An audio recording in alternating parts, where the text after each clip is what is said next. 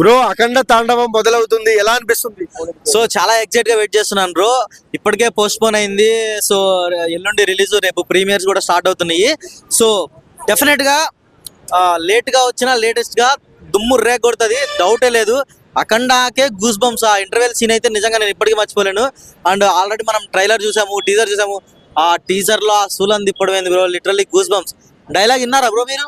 Dialogue చూసారా? Sound కంట్రోల్లో పెట్టుకో, ఏ సౌండ్ కి నవ్వుతానో ఏ సౌండ్ కి నరుగుతానో నాకే తెలీదు. బా బా బా ఏంది ఆ డైలాగ్? నిజంగా బోయపాటి గారు, బాలకృష్ణ గారు అనేసరికి ఆయన ఏదో ఒక డ్రగ్ ఇంజెక్ట్ చేసుకొని రాస్తారేమో డైలాగ్స్, తెలీదు. ఒక సపరేట్ డైలాగ్స్. బోయపాటి గారి సినిమాలు మనం చాలా చూసాం, కానీ బాలయ్య బాబు అనేసరికి ఆయన డైలాగ్స్ ఎట్లుండే అంటే వేరే లెవెల్.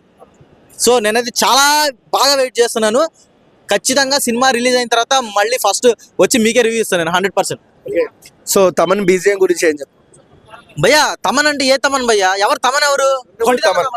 కొన్నిదల తమనా లేకపోతే నందమూరి తమనా? ఏ తమన్ భయ్యా?